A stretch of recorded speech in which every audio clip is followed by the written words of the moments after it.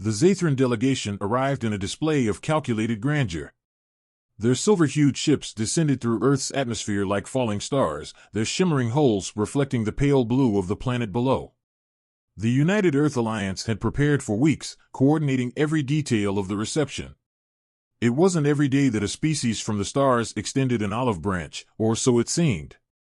In the sprawling Geneva Council chamber, where humanity's leaders now sat, the tension was palpable. The Zathrans, tall and angular with their glistening skin resembling molten platinum, stood before them with an air of practiced benevolence. Their leader, High Arbitrator Valix, addressed the assembly in flawless English, a feat made possible by their neural translators. "Humankind," Valix began, his voice smooth and resonant, "you stand at a crossroads. Your species has shown potential, a rare resilience in the face of adversity. But the galaxy is a dangerous place. Forces beyond your comprehension seek to conquer, subjugate, and destroy. We offer you a lifeline." A murmur rippled through the chamber. President Elena Grayson, the steadfast leader of the United Earth Alliance, leaned forward. "And what exactly does this lifeline entail?" Valix gestured, and a holographic projection materialized above the table, displaying a sleek, ominous device. "The nullifier array," he said, "a revolutionary weapon designed to neutralize enemy fleets without the need for senseless destruction. It disables ships, rendering them inert, while preserving lives and resources.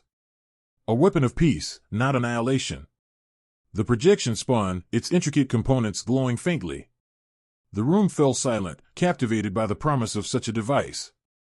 For decades, humanity had struggled to maintain its fledgling interstellar presence, perpetually outmatched by technologically superior alien civilizations. The nullifier array could change everything. "What's the catch?" General Marcus Hayes, Earth's military chief, broke the silence. His piercing gaze locked onto Valix. Valix's expression remained serene. "There is no catch, General. The Zathran collective values cooperation. We see your potential and wish to nurture it. All we ask is that you accept this gift as a sign of our goodwill. A gesture to cement our alliance." The words were perfectly chosen, rehearsed down to the syllable. Even so, unease lingered in the air. Behind their polished words and elegant demeanor, the Zathrans exuded an almost imperceptible arrogance, as though they were actors in a play they had already written. Elena studied Valix carefully. "And why now? Why extend this generosity to us at this particular moment?" "Because time is short," Valix replied, his tone grave. "A rogue faction known as the Clyran Dominion is expanding rapidly. They have little regard for diplomacy and will see your world as a target. The nullifier array will ensure your survival." As the Zathran delegation departed, leaving the device in Earth's hands, the council erupted into debate. Was this truly a gift, or a Trojan horse? Some argued it was humanity's best chance to gain a foothold in the galaxy. Others warned of unseen consequences.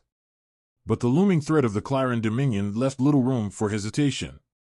In the following days, the array was transported to a high-security research facility. Earth's top scientists, engineers, and military strategists gathered to decipher its secrets. The device, though sophisticated, bore signs of being rushed in its construction. Internal components hummed with unfamiliar energy, their functions only partially understood. Something about it felt unfinished. "We need to test it," Dr. Nadia Asimov, head of the research team, insisted. "We can't deploy this without knowing what it's capable of." Her concerns were echoed by many, but the clock was ticking. Intelligence reports suggested that the Clyran Dominion's fleet was already on the move. Under mounting pressure, Earth's leaders authorized a controlled test. As the array powered up for the first time, the air crackled with a strange, almost living energy. The scientists watched in awe as the device emitted a low, resonant hum. The energy readings spiked unexpectedly, alarms blaring across the control room. And then, it happened. A pulse of light erupted from the array, slicing through the void with a force that defied explanation. The target asteroid was obliterated, but so was the space around it. A swirling rift, dark and pulsing with unknown energy, formed where the beam had struck. In that moment, humanity glimpsed the true nature of the Zathran's gift. It wasn't a weapon of peace. It was something far more dangerous. The asteroid belt was quiet now, eerily so. The swirling rift left in the wake of the nullifier array's first test loomed ominously, its dark, undulating surface defying all attempts at measurement. The energy field radiated waves of distortion that scrambled sensors and turned visible light into a chaotic kaleidoscope of colors. What was once an unassuming collection of rocks and debris had become a scar in space. Dr. Nadia Asimov stood at the observation window of the station orbiting the site, her fingers gripping the railing tightly. She hadn't slept in 2 days. The test results, or what little she could gather from the scrambled telemetry, replayed endlessly in her mind. It wasn't supposed to do that, she muttered under her breath. The calculations didn't. You said the same thing yesterday, General Marcus Hayes interrupted, stepping into the room. His voice carried its usual edge, but beneath it was a flicker of unease. The normally unshakable general looked like a man on the verge of demanding answers he knew wouldn't come easily. Your team was supposed to test the weapon, not tear open reality. Nadia turned to face him, her expression a mix of frustration and exhaustion. The Zathrans didn't give us a complete blueprint. Half the systems in that thing are using principles we barely understand. We followed every safety protocol, but this, she gestured toward the rift outside. This wasn't part of the equation. Hayes moved closer to the window, his gaze fixed on the anomaly. We're getting reports of interference across our orbital networks. Communications, navigation systems, hell, even the weather satellites are picking up strange patterns. That rift is destabilizing more than just the asteroid belt. Nadia shook her head. It's more than interference, General. The energy field is creating subspace distortions. If we don't contain it, the effects could ripple outward. We're talking about a potential cascade event. Hayes turned to her sharply. Define cascade. Subspace destabilization spreading across local space, potentially triggering collapses in other regions. Best case scenario? Isolated system failures. Worst case? It consumes everything in its radius. The general's jaw tightened. So it's a bomb. A bomb we didn't even mean to detonate. Nadia didn't respond. The silence between them was interrupted by the sound of an incoming transmission. Hayes tapped his earpiece. General, this is Control, the voice crackled. You need to see this. Moments later, they were in the command center, staring at a live feed from the anomaly. Several smaller rifts had begun to form around the primary one, like fractures spreading across a pane of glass. Each emitted a faint, eerie glow that seemed to pulse and sync with the original. Subrifts, Nadia whispered. Her heart sank. It's growing. Hayes looked to the technicians. How long before this spreads to inhabited space? Hard to say, sir, one replied. But at this rate, we're looking at days, not weeks. The room fell silent, save for the hum of equipment and the occasional beep of warning signals. Hayes turned to Nadia. Is there any way to shut it down? We're working on it, she replied, though the words felt hollow. But we need time. This technology is leagues ahead of anything we've seen. Even if we could reverse engineer it, there's no guarantee we could safely neutralize the rift. Hayes's expression hardened. We don't have time. If this spreads, we're not just dealing with the Clyran Dominion, we'll have half the galaxy breathing down our necks. As if on cue, a new alert blared across the command center. The screen shifted to display an incoming fleet. Dozens of ships, their angular designs unmistakable, were advancing toward the anomaly's location. The Clyran Dominion had arrived. They must have detected the rift, Hayes said grimly. And they're coming to investigate. Nadia's stomach turned. If they realize what we've done. They won't have time, Hayes interrupted. We can't let them take this weapon, or its consequences, back to their leaders. The room erupted into action, orders flying as Earth's fleet scrambled to intercept the incoming Clyran ships. Hayes leaned in close to Nadia. Whatever it takes, Doctor, you need to figure out how to control this thing. Because if we don't stop it, humanity might not have a second chance. Nadia nodded, but her mind was racing. The rift wasn't just a side effect, it was a message.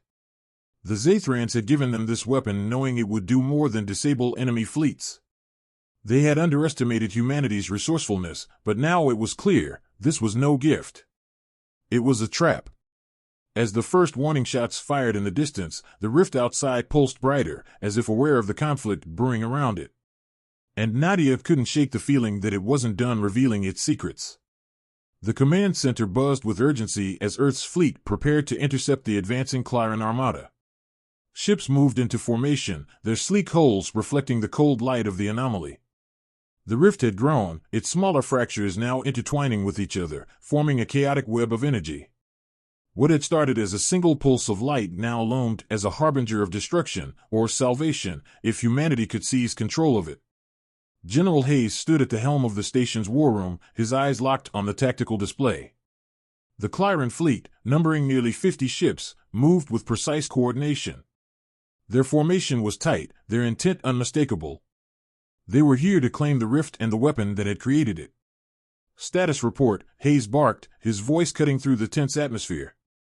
"Earth's fleet is in position," replied Commander Vega, a seasoned officer whose calm demeanor belied the chaos outside.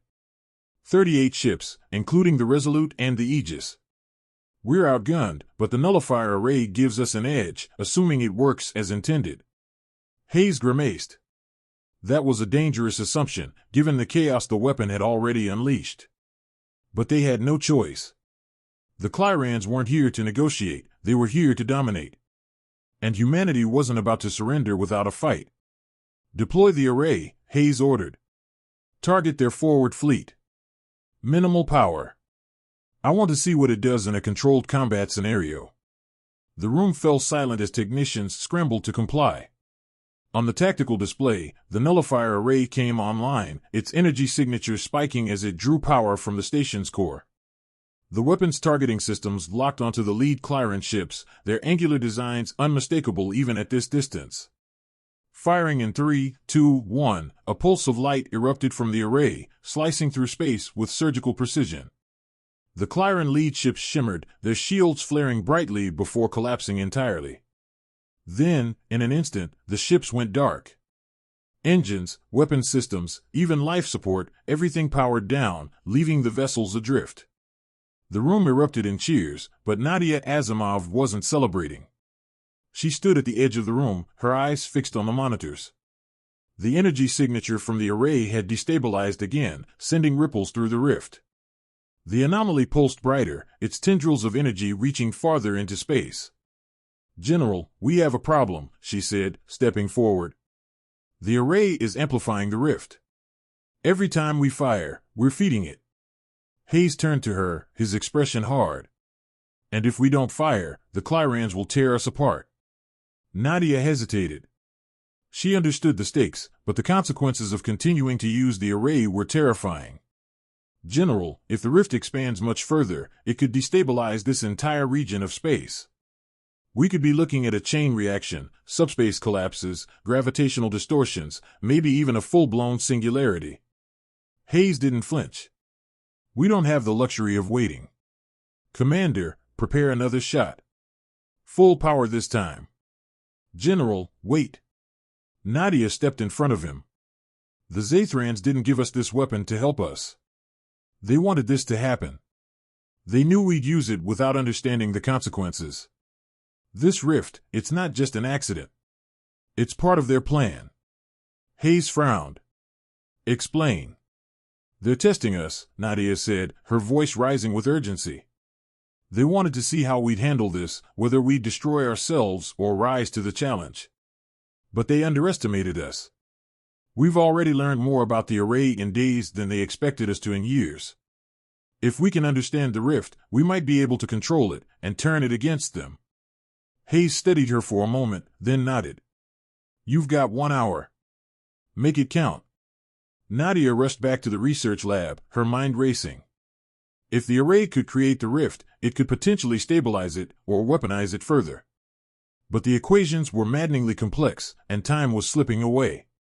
Back in the war room, the Clyrans had regrouped. Their remaining ships surged forward, firing a volley of plasma bolts that rocked the station. Earth's fleet retaliated, but the odds were shifting rapidly. The Clyrans were adapting. "General," Vega called out. "We can't hold this position much longer." Hayes clenched his fists. Hold the line. Give Dr. Asimov the time she needs. On the edge of the battlefield, the rift pulsed again, brighter than ever. Its energy surged outward, disrupting shields and communications on both sides. For a brief moment, the battle froze, as if the anomaly itself had become the true enemy. In the lab, Nadia's hands flew over her console. The data was maddening, but a pattern was emerging. The rift wasn't just growing, it was evolving, responding to the energy around it. And if she could find the right frequency, she might be able to harness it. But as she worked, another alert blared across the station. A new fleet had entered the system, sleek, silver ships that glinted ominously against the backdrop of the stars. The Zathrans had arrived. The Zathran fleet materialized at the edge of the battlefield like predators stalking wounded prey. Their silver hulls gleamed unnaturally, reflecting the light of distant stars and the chaotic pulses of the rift. Their arrival was a calculated maneuver, perfectly timed to exploit the chaos. In the war room, the tension was suffocating.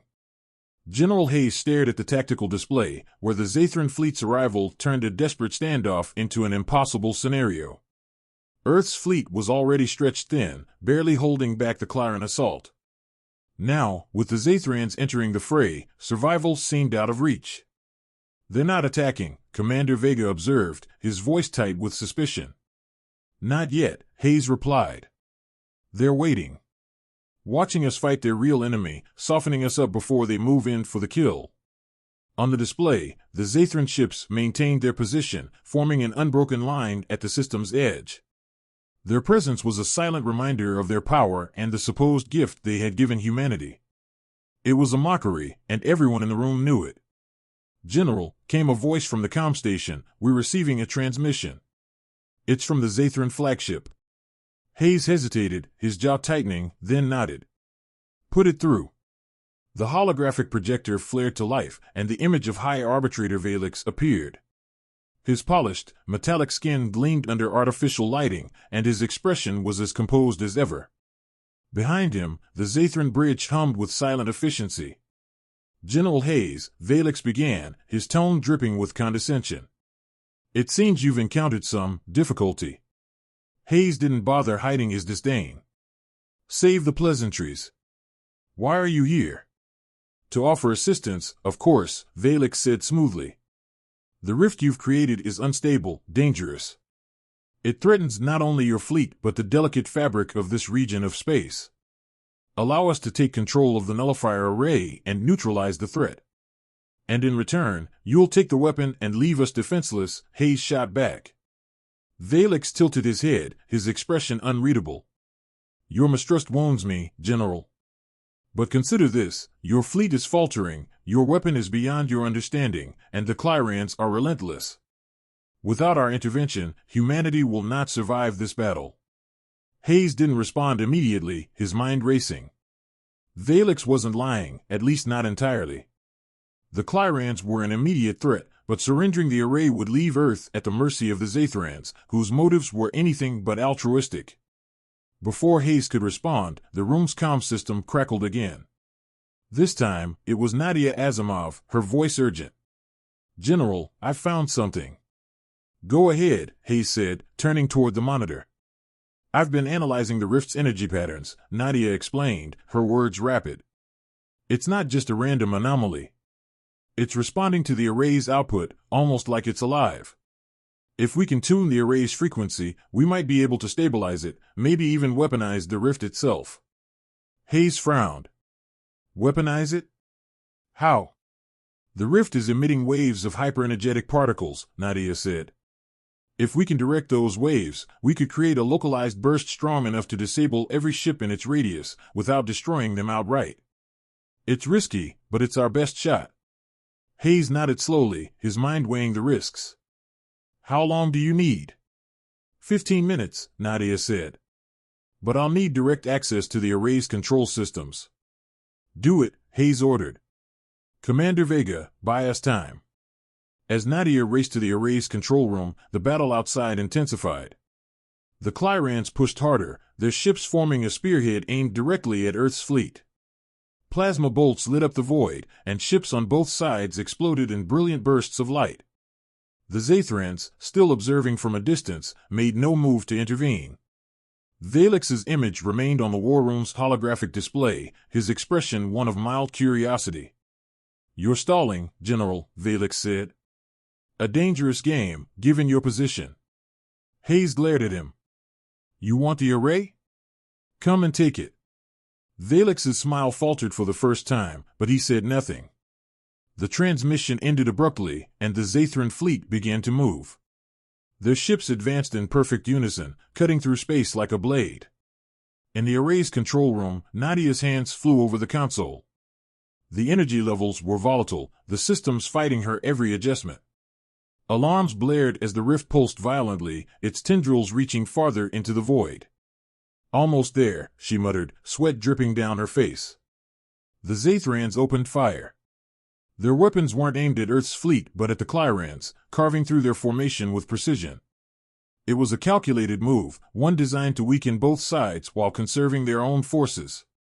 "General," Vega called out, "the Zathrans are engaging the Clyrans. We're caught in the crossfire." Hayes gritted his teeth. "Hold the line. Nadia, we're out of time."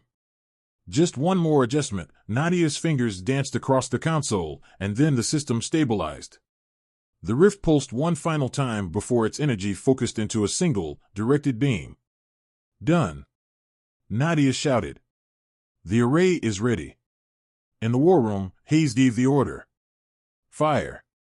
The nullifier array activated, its beam striking the rift. The anomaly roared to life, its energy surging outward in a controlled wave. The battlefield was engulfed in a pulse of light, and when it cleared, every ship within range, Clyran, Zathran, and Earth alike, was dead in the water. For a moment, there was only silence. Then the rift began to shift, its energy stabilizing into a calm, glowing sphere. Nadia's voice came over the comm. "It worked." Hayes exhaled, his relief short-lived. The Zathrans would regroup, the Clyrans would retaliate, and humanity's fight was far from over. But for now, they had survived. And they had shown the galaxy that Earth wasn't as vulnerable as it seemed. The rift shimmered, its once chaotic tendrils of energy now consolidated into a controlled sphere of glowing light. It hovered in the void like an artificial star, casting a faint, otherworldly glow across the battlefield. The wave of energy unleashed by the nullifier array had left the entire sector in stunned silence. Ships from all three factions, Earth, Clyran, and Zathran, drifted aimlessly, their systems dead, their crews scrambling to regain control. In the war room, General Hayes stood motionless, staring at the tactical display. The pulsing light of the stabilized rift was the only movement on the screen. It was a temporary reprieve, but Hayes knew better than to celebrate. "Status?" he asked, breaking the silence. Commander Vega scanned the monitors. "All ships within the rift's radius are disabled. No signs of hostile activity, but it's not over, sir. The Zathrans are already working to reboot their systems. They'll recover faster than we will." Hayes nodded grimly. "Of course they will. And they won't take this lightly." The holographic display flickered as a transmission came through. Valex's image appeared once again, his previously calm demeanor replaced by a thinly veiled fury. Behind him, Zathran crew members worked frantically to restore their systems. "You're playing a dangerous game, General," Valex said, his voice cold. "Stabilizing the rift was reckless.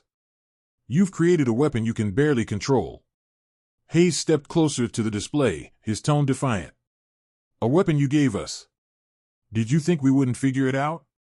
Did you think humanity would just roll over and let you dictate our fate?" Valex's metallic features twisted into something resembling a sneer. "You misunderstand, General. This was never about dictating your fate. It was a test, to see if you were worthy of standing among the galactic powers. And your response has been illuminating." Hayes narrowed his eyes. "You underestimated us. That's your mistake." "Perhaps," Valex admitted. "But do not mistake survival for victory. The rift remains a volatile force. You may have stabilized it for now, but its true potential is far beyond your comprehension." The transmission cut off, leaving an uneasy silence in its wake. Hayes turned to Vega. "How long until the fleet regains full functionality?" Best estimate? Another 30 minutes, Vega replied.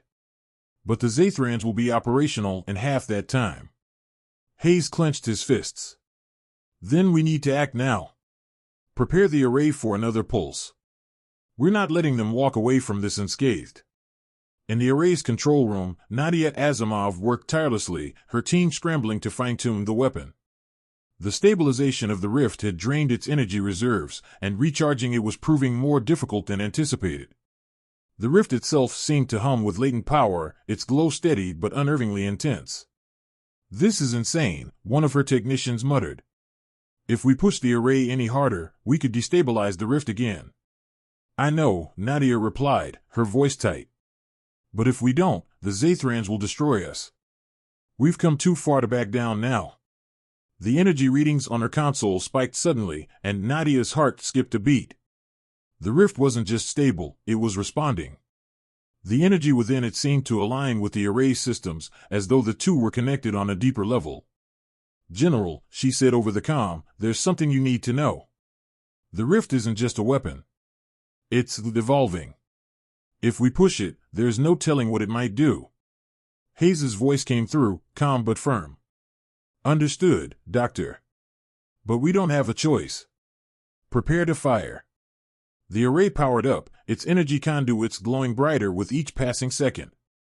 On the battlefield, the Zathran ships began to stir, their systems flickering back to life. Valix's fleet was moving again, and it was clear they weren't retreating. "Target the Zathran fleet," Hayes ordered. "Maximum power." Nadia hesitated for only a moment before initiating the sequence. The array hummed with an almost sentient intensity, its energy aligning perfectly with the rift. A beam of light shot out, not at the Zathran ships, but directly into the rift itself. The effect was instantaneous. The rift flared brighter than ever, its energy surging outward in a controlled explosion. The pulse swept across the battlefield, disabling every ship it touched, but this time, something else happened. The rift began to shrink, its energy condensing into a single point. "Doctor, what's happening?" Hayes demanded. "It's collapsing," Nadia said, her voice filled with awe and terror. The array's energy must have triggered a feedback loop. "It's folding in on itself." The rift imploded, leaving behind a perfect sphere of dark, shimmering material. The battlefield fell silent once more, the Zathran ships frozen in place. The Clyrans, crippled and leaderless, began to retreat. In the aftermath, Hayes stood in the war room, surveying the wreckage. Humanity had survived, but the cost was yet to be determined. The sphere left behind by the rift was an enigma, a potential source of unimaginable power or destruction. As Earth's fleet began to regroup, a final transmission from Valix came through. His face was calm once again, though his eyes betrayed a simmering anger. "You've proven resilient, General. But remember this, the galaxy does not forgive. The Zathran Collective will not forget." The transmission ended, leaving Hayes staring at the empty screen. Humanity had passed the test, but at what cost? As the sphere drifted silently in the void, its secrets waiting to be unraveled, one thing was clear, the real battle was only beginning.